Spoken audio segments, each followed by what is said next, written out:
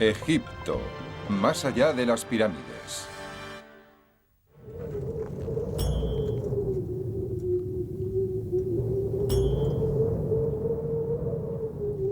«35 siglos antes de nuestra era y 2500 años antes de los profetas del Antiguo Testamento, los egipcios ya reflexionaban sobre el tema más profundo y desconcertante de la existencia humana. Todas las sociedades se han enfrentado al mayor misterio de la vida, la muerte. Pero pocas han tratado la muerte de forma tan directa ni con tanto respeto, ceremonias y rituales como lo hicieron antiguos egipcios. Para ellos, la muerte formaba parte de un gran conjunto de ciclos. El Nilo crecía y decrecía, los cultivos se plantaban y se cosechaban, las personas vivían y morían. Pero si uno se hallaba bien preparado, el ciclo más importante empezaba después de la muerte.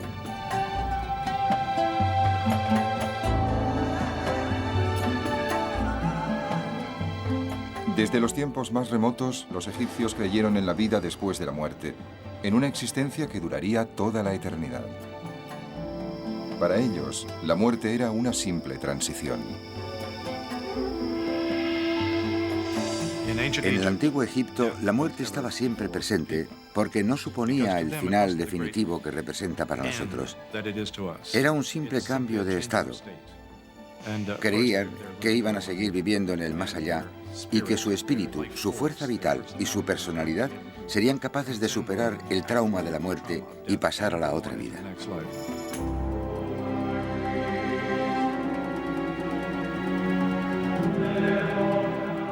El concepto egipcio de la vida eterna era distinto del de las culturas cristianas de los siglos posteriores. Los egipcios no esperaban una vida mejor ni un paraíso celestial después de la muerte.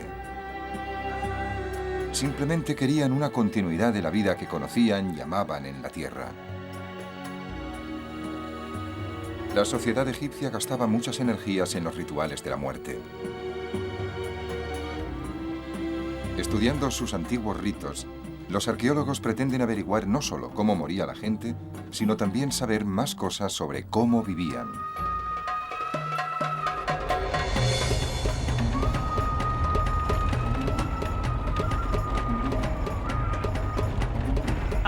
¿Cómo se acepta la muerte? Es una vieja cuestión. Los arqueólogos aún intentan descubrir cómo los antiguos egipcios respondían a esta pregunta. Nos dirigimos a través de los arrozales del delta del Nilo hacia un yacimiento de época muy temprana. Se trata de un cementerio del Imperio Antiguo que data de hace 4500 años. En él, el egiptólogo holandés Willem van Haarlem dirige una misión arqueológica internacional. Si no se nos rompe un eje por el camino, pronto estaremos allí.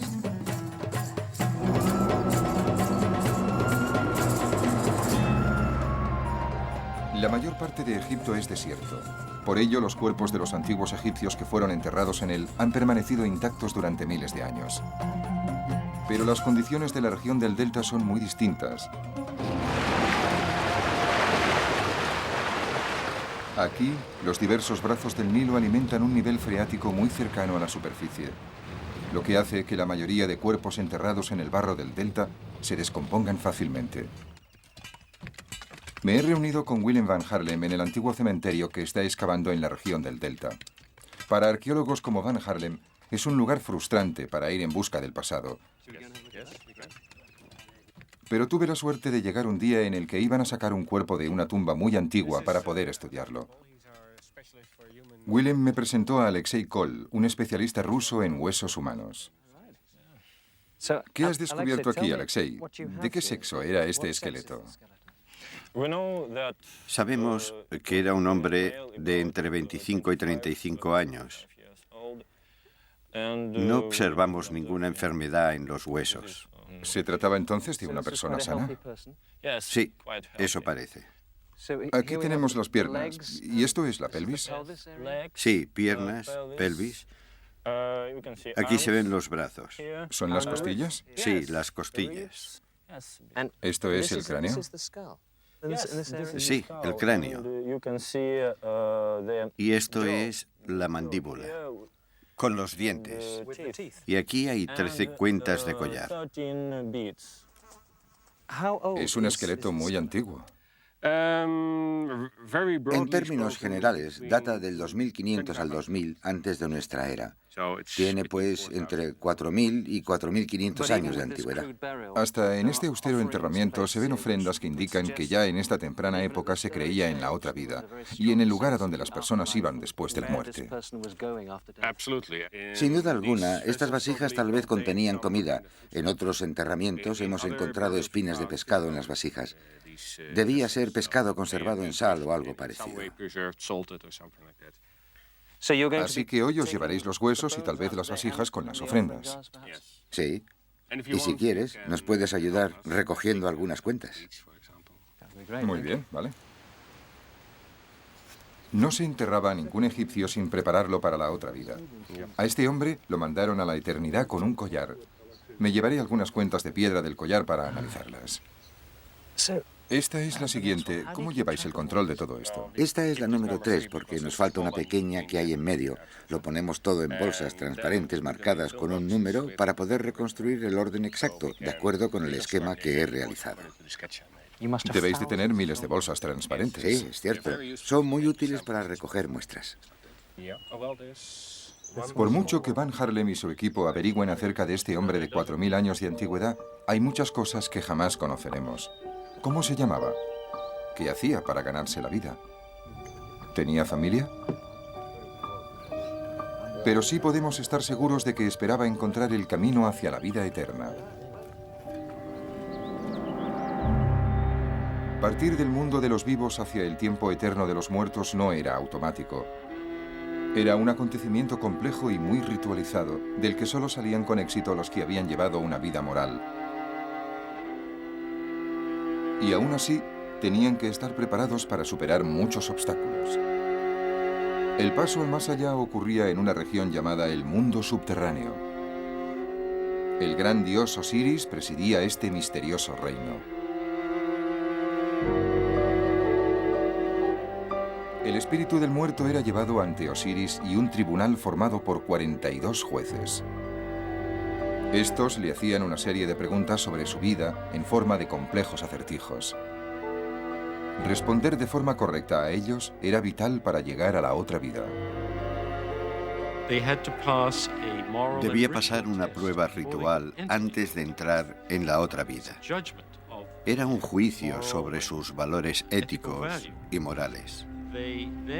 Servía para obtener poderes mágicos en la otra vida que le ayudarían a superar los muchos peligros allí existentes.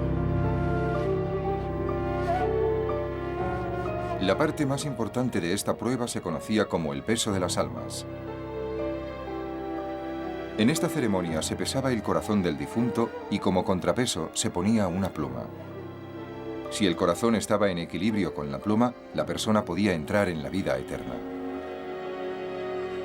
Al tener que superar tantas pruebas, era natural que los antiguos egipcios buscaran ayuda.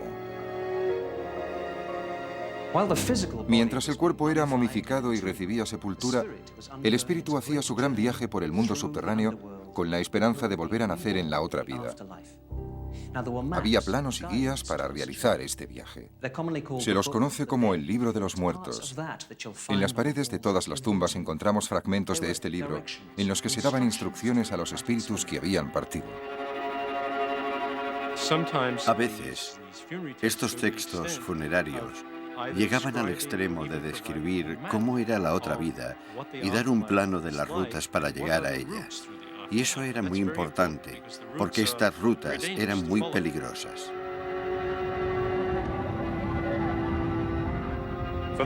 A los que no conseguían pasar la difícil prueba de entrar en la otra vida, les esperaba la mayor de las pesadillas para un egipcio. Los que no eran aptos eran enviados a unos hoyos infernales en los que recibían tortura. Aquellos que no conseguían pasar la prueba eran presa de la gran bestia Amid, que se comía a los muertos.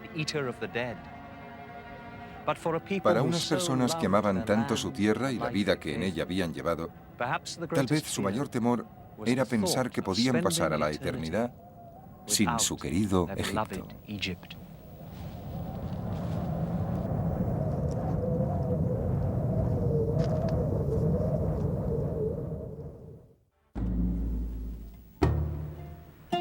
Se llamaba Masajarta, fue general del ejército, gran sacerdote de Amón-Re y uno de los hijos del faraón Pinediem I.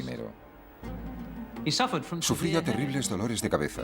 Se conservan las cartas que escribía a su médico pidiéndole algún remedio. Y aunque no encontró ninguno que le aliviase, vivió hasta la relativamente avanzada edad de 52 años. A pesar de todos los detalles que conocemos sobre su vida, para los visitantes del museo es solo una momia. Desde los griegos y los romanos hasta los guionistas de Hollywood, ningún otro aspecto de la vida egipcia ha fascinado tanto al mundo como la momificación. Y aquí tenemos un ejemplo muy claro, lo que significa que por lo que concierne a Masajarta, aún está vivo.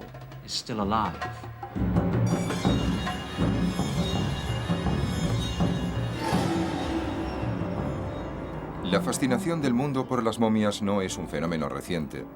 A Napoleón le intrigaron cuando invadió Egipto en 1798. Los primeros arqueólogos estaban obsesionados con estos cuerpos conservados. Más que en el oro, concentraban sus esfuerzos en la búsqueda de momias. Pero a pesar de su celo, no eran siempre cuidadosos en la forma de tratar a los muertos. El resultado fue una mala comprensión del significado de la momificación y de cómo se realizaba esta práctica excepcional. Los antiguos egipcios creían que nuestro amigo Masajarta podía seguir viviendo después de la muerte solo si se conservaba su cuerpo. Creo que el hecho de que se tomaran tantas molestias deja claro que el cuerpo debía seguir existiendo en la otra vida, que tenía que poder ser rehabitado y tomar de nuevo la forma de un ser humano vivo.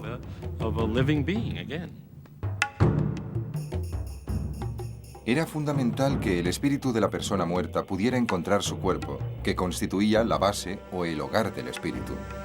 Por eso, el cuerpo tenía que mantenerse tan reconocible como fuera posible. En los primeros tiempos de la civilización egipcia, la conservación del cuerpo era muy sencilla. Simplemente se enterraba a los muertos en unas fosas poco profundas.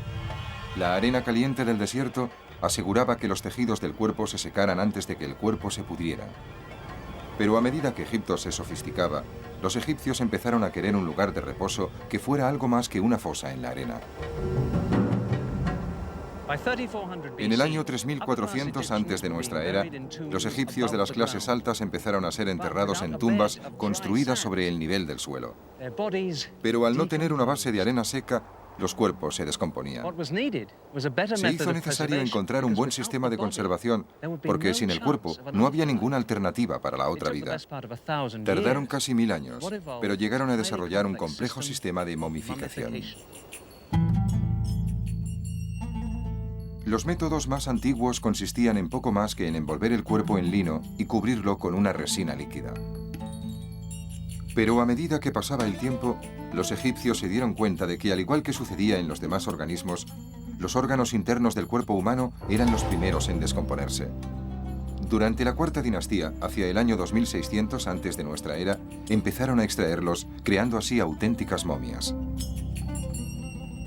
Progresivamente el proceso se fue haciendo más complejo hasta que llegó a su punto culminante en tiempos del Imperio Nuevo, hacia el año 1500 antes de nuestra era. La momificación se iniciaba con la evisceración. El cerebro se sacaba en trozos pequeños por la nariz. El estómago, los pulmones, el hígado y los intestinos se extraían mediante una pequeña incisión. Cada órgano se colocaba en un vaso canopo especial, como estos de aquí. Estos vasos se colocaban cerca de la momia, para que su espíritu pudiera reconocer sus partes dispersas.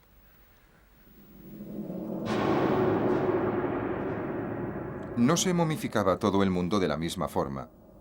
Al igual que al comprador de un coche se le ofrecen asientos de piel o de tela, las familias de los muertos del antiguo Egipto podían escoger el tipo de momificación que querían. Tanto las clases altas como las más bajas deseaban conservar de la mejor manera posible los cuerpos de sus muertos, pero esto era sin duda una cuestión económica. Las clases inferiores no podían permitirse una momificación muy minuciosa. Había distintos niveles de momificación, los mejores de los cuales solo podían permitírselos las clases altas. Pero en este grupo también habían formas más baratas y más caras de realizar el proceso. Obviamente, el faraón tendría el mejor de los procesos posibles. Para el cuerpo del faraón, el acto de momificación constituía un minucioso proceso que duraba 40 días. Se utilizaban las sustancias más valiosas para untar su cuerpo. Las resinas de pino y de enebro procedían del actual Líbano. La mirra y el incienso de la actual Somalia y de la península arábica.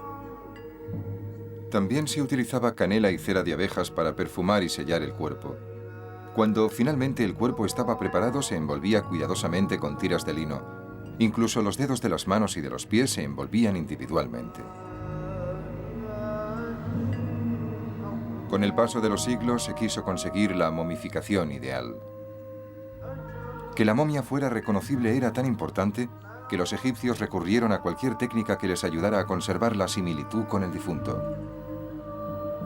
El rasgo facial más evidente del gran faraón Rameses II era su nariz aguileña. Para conservar esta nariz distintiva recurrieron a una solución innovadora. En 1977 se realizaron unas radiografías que descubrieron que la cavidad nasal del faraón estaba rellena con docenas de granos de pimienta para asegurar que la legendaria nariz fuera reconocida durante toda la eternidad. Durante el Imperio Nuevo se empezaron a insertar pequeñas cebollas debajo de los párpados, porque los ojos están compuestos sobre todo de agua y cuando se desecan se hunden. Por esto se han encontrado muchas momias reales con pequeñas cebollas dentro de sus ojos puestas allí para obtener una sensación más natural. Parece como si estuvieran durmiendo. Las piedras pintadas también reemplazaban los ojos. En ocasiones se utilizaba serrín, tierra y líquenes para rellenar o moldear los rasgos faciales, de forma que se aproximaran a su apariencia en vida.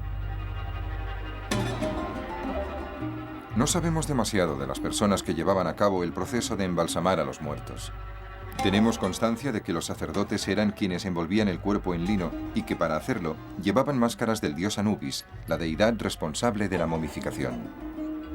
Una vez envuelto el cuerpo, solía cubrirse la cara con una máscara funeraria que reforzaba el parecido con el faraón. La más famosa es la fabulosa máscara de oro que cubría la cara de Tutankamón, el rey niño del Imperio Nuevo.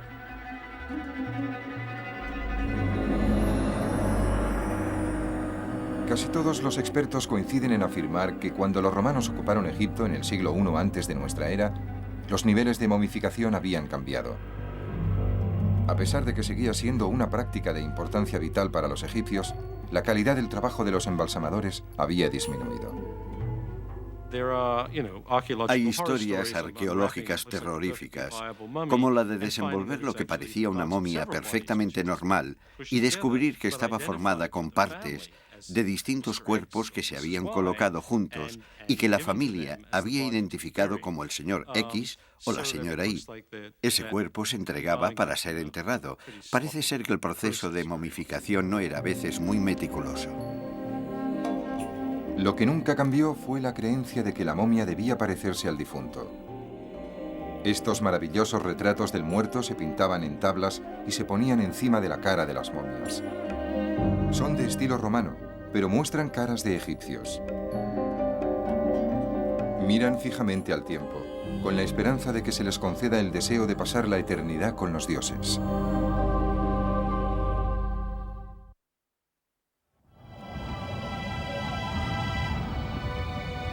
El proceso de momificación evolucionó lentamente, así como el lugar escogido por los egipcios para enterrar a sus seres queridos. Los primeros egipcios eran enterrados en la arena. En la época de los primeros faraones, el concepto de la muerte y del más allá se había sofisticado bastante. Por eso los egipcios empezaron a buscar mejores sistemas para enterrar a los muertos.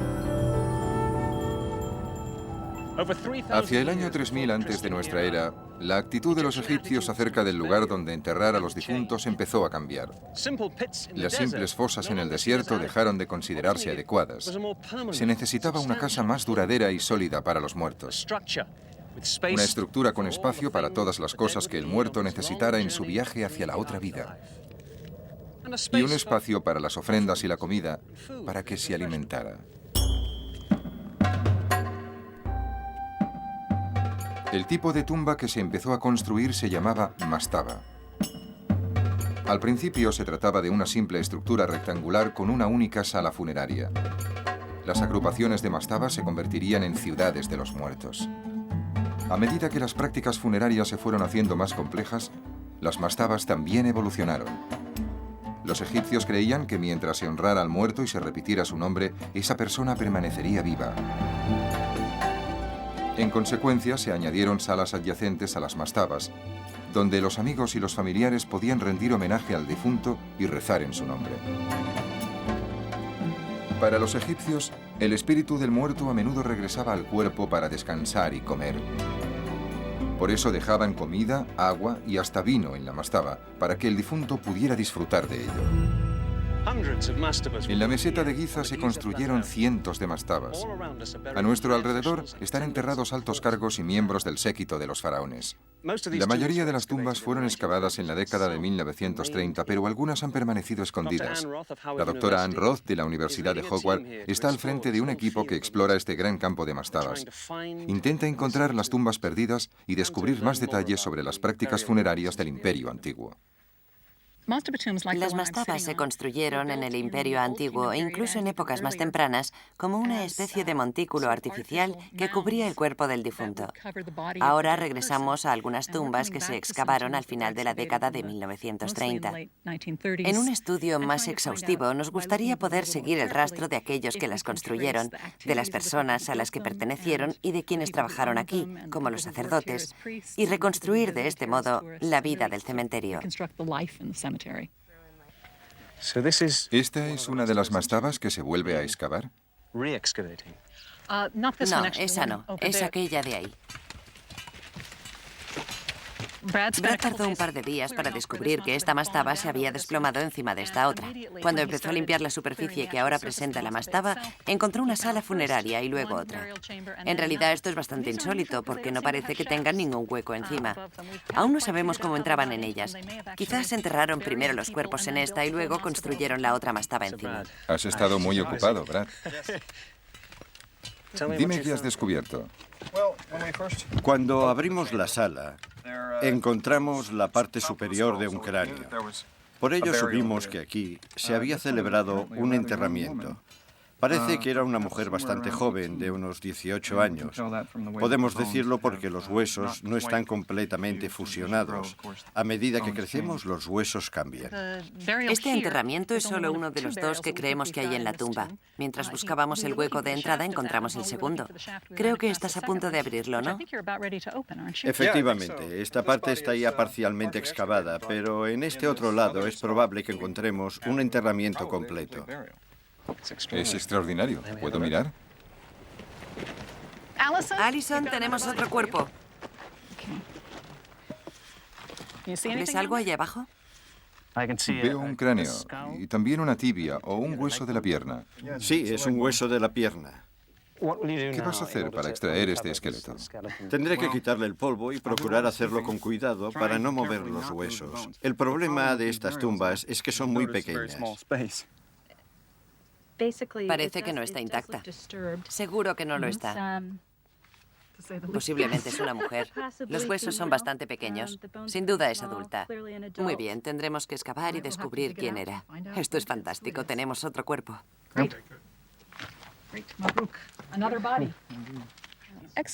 Sacar cuerpos a la luz tiene algo de profanación, ya que se trata de restos humanos.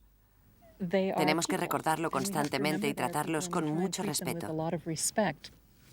Encontramos un cuerpo que tenía las manos detrás de la cabeza y ésta descansaba sobre una pequeña almohada de piedra. Eso dice mucho sobre su personalidad y nos sentimos realmente unidos a las personas de este antiguo pueblo que están enterradas en estas tumbas. Este es el cráneo de alguien que murió hace 4.400 años. Tenía entre 30 y 39 años de edad, tal vez 35. Morir a esa edad no era nada extraño. Es un caso interesante. Presenta un absceso dental muy activo. Aquí se puede ver el absceso. Está en el primer molar izquierdo.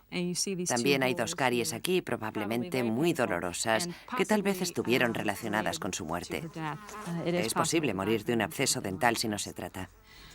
Los egipcios tenían una tasa muy alta de desgaste dental porque molían el grano con ruedas de molino de piedra, lo que hacía que la harina contuviera mucha arenilla. También había mucho polvo ambiental. Comer durante toda la vida un pan así era como masticar papel de lija. Con su trabajo, Ann Roth y sus colegas pueden ofrecer a los antiguos egipcios que estudian la vida eterna que ellos tanto deseaban. Espero que les alarguemos la vida al estudiarlos y que podamos contar algo sobre su vida, porque los antiguos egipcios creían que una parte de nuestra alma estaba formada por lo que los otros sabían de ti. Así, al establecer esta conexión con los muertos, esperamos reparar cualquier falta de respeto que podamos cometer con sus huesos. Los huesos que había en estas mastabas de Giza pertenecían a personas corrientes, de clase media. Pero hasta a los faraones les llegaba la muerte. Los egipcios creían que cuando su rey fallecía, se unía al gran dios Re para conducir eternamente el sol a través del cielo en una nave celestial.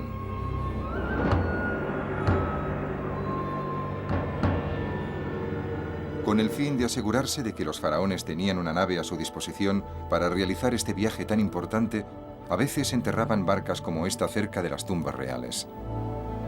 A primera vista, parece poco probable encontrar una barca real en este lugar, y mucho menos una flota.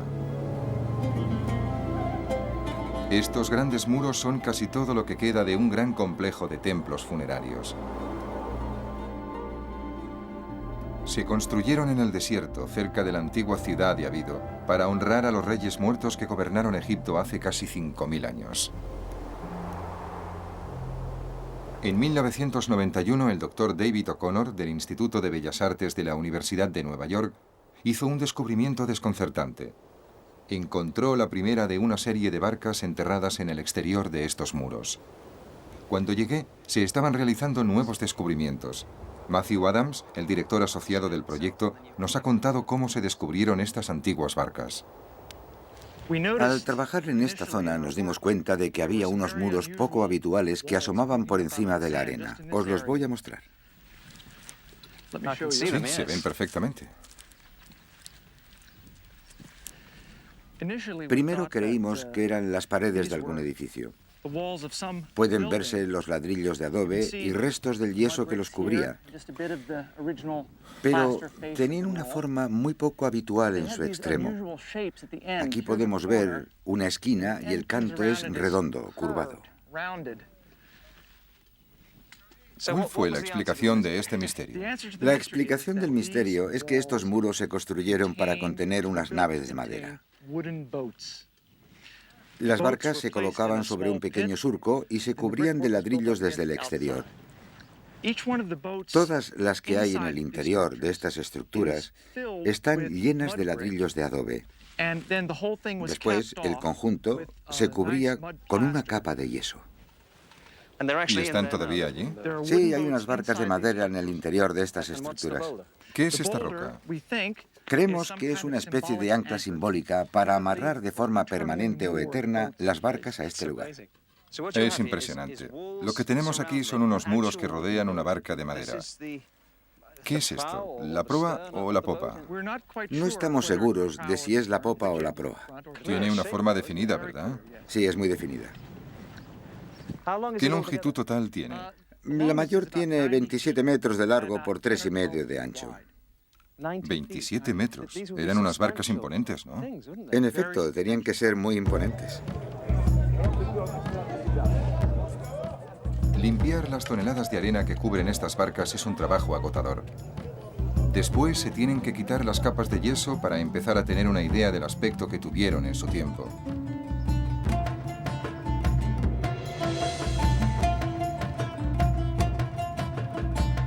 Cuando se quite la arena, será posible descubrir las tablas de madera de estas largas y estrechas naves que se colocaron aquí hace 5000 años. Increíble. Desde aquí se pueden ver las tablas longitudinales que formaban la barca. Vemos los espacios entre ellas. Estas tablas parecen bastante gruesas. Es cierto, tienen 7 centímetros de grosor. Aún no sabemos su longitud. No hemos excavado lo suficiente. ¿De qué madera se trata? Parece madera de cedro del actual Líbano. A 1.600 kilómetros de distancia. Así es. Por la forma, esto sería la base del casco. ¿Qué es eso de ahí? Es madera encontrada a los lados de la barca que podría haberse traído aquí para colocar en lo alto de la obra de ladrillo. ¿Y estos agujeros los han hecho los insectos? No, estos agujeros se hicieron cuando se construyó la barca para sujetar los cabos que unían las tablas. Se pasaban por aquí. Aquí hay otro, aquí hay otro y allí hay otro. ¿Qué haces exactamente aquí, Debbie? ¿Qué utilizas para conservar la madera? Cuando la madera sale a la luz, la reforzamos inmediatamente con una resina acrílica. Esto evita que se descomponga o que se seque aún más. ¿Y qué hay en este lado? Aquí tenemos pigmentos amarillos. Los hay por todas partes. ¿Se trata de una barca pintada, como las que vemos en los relieves de las tumbas? Exactamente. ¿Y qué hacéis con todo esto? Bueno, cuando terminemos de reforzar la madera, intentaremos sacar todas las piezas, una por una, y realizar un estudio más minucioso. ¿Pero no hay 12 barcas? Así es, de momento trabajamos en esta durante muchos años. Creímos que solo había 12, pero nos llevamos una sorpresa hace unos pocos días. Te lo voy a enseñar. Sabíais que había 12 barcas. Sí, detrás de ti está la número 12. Hasta hace 2 días habría jurado que solo había 12. Pero en la excavación de esta temporada apareció esta línea de obra de ladrillo. Se trata de la barca número 13. Entonces podría haber muchos más. ¿Podría haber cientos de barcas enterradas por todo el desierto? Es posible. Tenemos un complejo naval muy antiguo, ¿no? Tenemos una flota real amarrada en pleno desierto.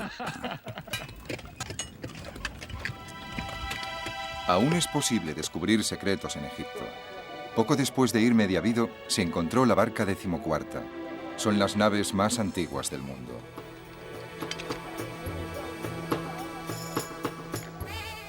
La flota real que Matthew Adams y su equipo intentan salvar se enterró cerca de las mastabas de los primeros reyes. Después de siglos de utilización de la mastaba, los ritos funerarios se complicaron. 2700 años antes de nuestra era, los faraones egipcios ya estaban preparados para construir tumbas a una escala mayor.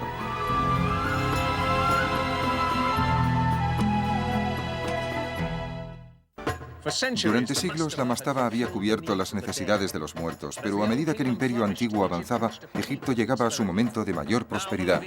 Entonces, los faraones necesitaron algo más, no solo una tumba, sino un monumento dedicado a su propia grandeza.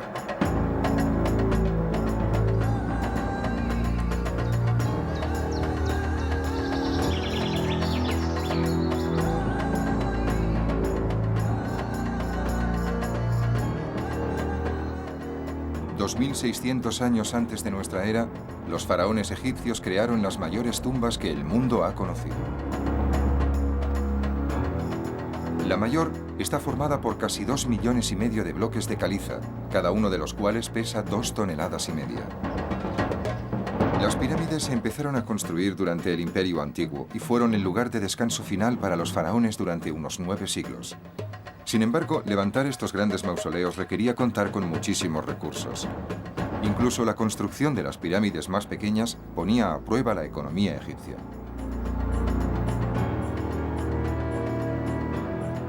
Y aunque se enterrara a los faraones en el corazón de las pirámides, sus tumbas no eran lugares seguros a causa de los ladrones, que saqueaban con éxito sus restos. Al final del Imperio Antiguo, la realeza egipcia empezó a buscar otros lugares donde sus muertos pudieran descansar en el largo y difícil viaje hasta la inmortalidad. En los inicios del Imperio Nuevo, alrededor del año 1570 antes de nuestra era, hubo un cambio en las prácticas religiosas. Al mismo tiempo quedó claro que tanto las mastabas como las grandes pirámides no estaban a salvo de los saqueos de los ladrones de tumbas. Por eso los gobernantes de Egipto buscaron un lugar más seguro para las tumbas de los faraones. Y eligieron este árido valle cerca de Tebas. Traerían hasta aquí los cuerpos de los faraones para que iniciaran la vida eterna. Este lugar se conoce actualmente como el Valle de los Reyes. El gran aislamiento de este valle parecía ofrecer la necesaria protección. Habitualmente, la construcción de la tumba del faraón se iniciaba inmediatamente después de que accediera al trono.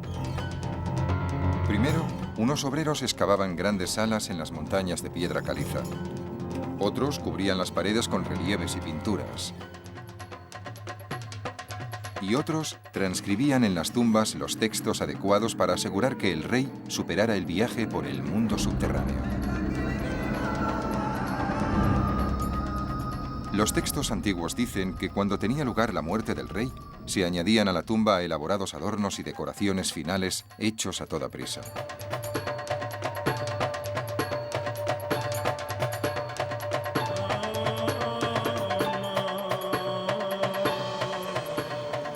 Acabada la momificación, el cuerpo del faraón se trasladaba en barca por el Nilo. Después, un séquito de sacerdotes y el cortejo fúnebre acompañaba la momia mientras arrastraban lentamente su ataúd por el camino polvoriento del valle hasta llegar a la tumba.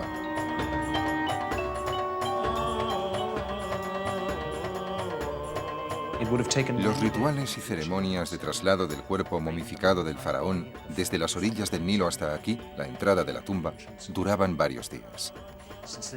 Desde el día en que moría el faraón, había una actividad frenética para preparar este lugar. Por último, empezaría el acto final de la vida del rey. El olor a incienso y el sonido de los salmos llenaban el aire. Los sacerdotes encabezaban la procesión en el interior de la tumba, seguidos por el séquito fúnebre de la familia real.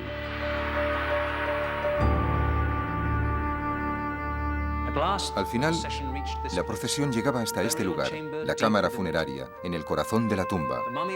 La momia era introducida en el sarcófago. Se salmodiaban las últimas oraciones rituales y se ponía en su sitio la pesada tapa. El séquito fúnebre regresaba a la tierra de los vivos y se dejaba al faraón en su nueva casa de la otra vida. Durante más de 5 siglos, los faraones del Imperio Nuevo que fueron enterrados en este valle gobernaron un país en la cumbre de su grandeza e influencia. Sin embargo, en el año 1000 antes de nuestra era, el poder de Egipto y de sus reyes había empezado a decaer.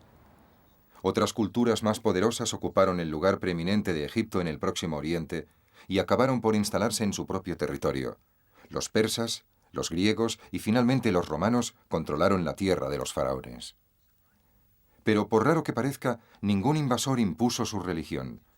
Los egipcios siguieron adorando a los dioses de la antigüedad y su actitud hacia los muertos permaneció inalterable, como demuestra de forma espectacular un reciente descubrimiento.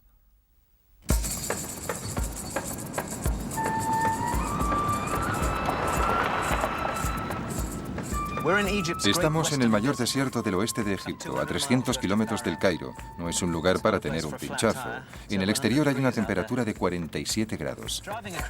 Contemplando este lugar, parece imposible que pueda existir algo entre esta zona y la frontera con Libia, a excepción de calor, piedras y arena. Pero no es así.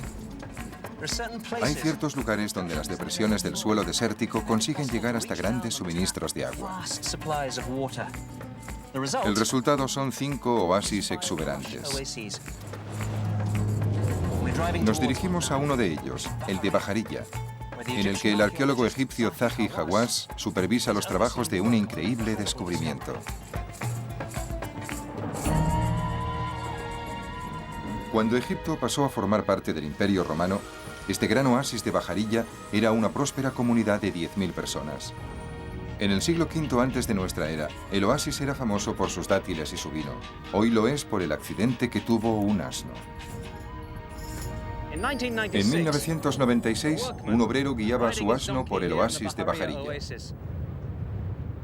De pronto, la pata del animal se hundió en la superficie del desierto. Había un agujero. El hombre miró en su interior y vio muchísimas momias.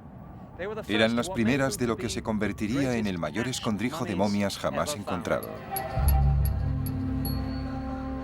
Casi 4.000 años después de que empezara el ritual de momificación, estas momias presentan un aspecto algo distinto a los ejemplos más antiguos.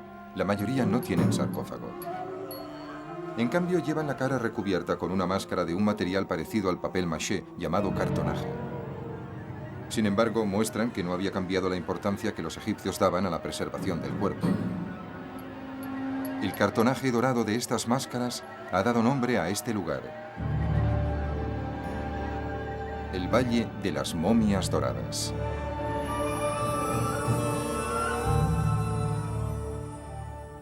El doctor Zahi Hawass, del Consejo Superior Egipcio de Antigüedades, está al frente de la excavación de estas tumbas. Me ha contado el trabajo que han realizado hasta ahora. ¿Qué tumba es esta? Es la última tumba que hemos descubierto en el Valle de las Momias Doradas. Solo en ella hemos encontrado 41 momias. Es extraordinario. Jamás he visto tantas momias juntas. Lo interesante de las momias halladas aquí es que las hay de 3 tipos distintos. Esta de aquí tiene la cara cubierta de oro, mientras que esa otra solo está envuelta con lino. Tienen una forma muy bella. Sí. Y esta momia está cubierta de un cartonaje en el que podemos ver pinturas con escenas de dioses y diosas. Mira a este niño. Nos llevamos a un niño así para hacerle una radiografía, pero este, creo, es un niño que tendría una edad de 2 años como máximo. Es precioso. Y está muy bien conservado.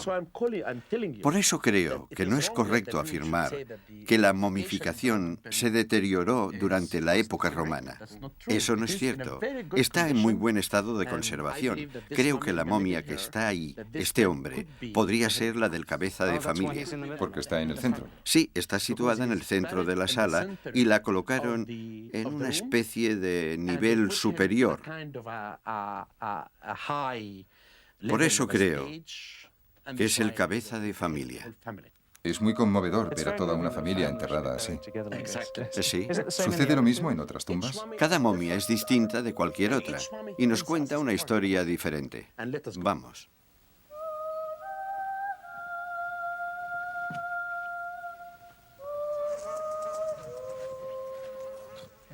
Entramos en otra tumba. ¿Cuántas momias han encontrado hasta ahora? Hasta este momento, contando todas las tumbas, hemos encontrado 207 momias. En esta sección, si miramos bien esta momia, veremos los ojos incrustados. Es excepcional. Es muy bonita con el oro y el cartonaje. ¿Se trataba de una persona rica? Si la momia tenía oro, es que la persona era rica. Y esto es yeso, ¿no? Sí, me parece que es la de una novia. Murió antes de casarse y creo que su familia le puso maquillaje en los labios y en las mejillas para que pudiera casarse en la otra vida. ¿Y cuántas tumbas más como esta cree que encontrará? Creo que pasaré el resto de mi vida excavando, descubriendo los secretos de las tumbas y muchas historias sobre la vida de estas personas. Ya he dicho muchas veces que al menos descubriremos 10.000 momias. Por eso le llamo el Valle de las Momias Doradas. Es fácil pensar que la momificación solo afectaba a los grandes faraones. Sus tumbas han llamado mucho la atención y han costado mucho esfuerzo a los arqueólogos. Pero en las tumbas de Bajarilla no hay miembros de la realeza, sino personas corrientes. Un padre enterrado con su hijo sobre el pecho. Una mujer que mira la momia del hombre al que amó. Todo esto nos recuerda que los ciudadanos medios del antiguo Egipto también intentaban engañar a la muerte y evitar la corrupción del cuerpo. Durante casi 4.000 años, la momificación formó parte importante de la vida familiar egipcia.